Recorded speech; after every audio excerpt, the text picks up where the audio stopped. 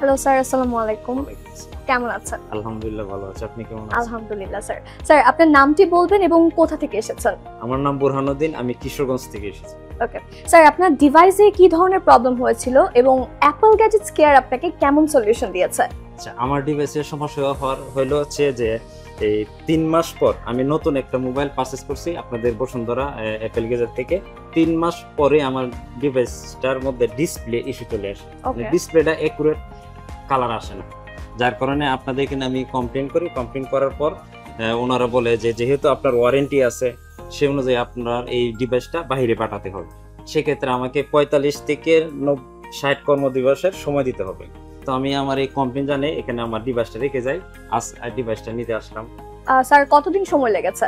Total ৪৭ দিন সময় লাগছে। নাইস। স্যার অ্যাপল গ্যাজেটস কেয়ারের সার্ভিস আপনার কাছে কেমন লেগেছে?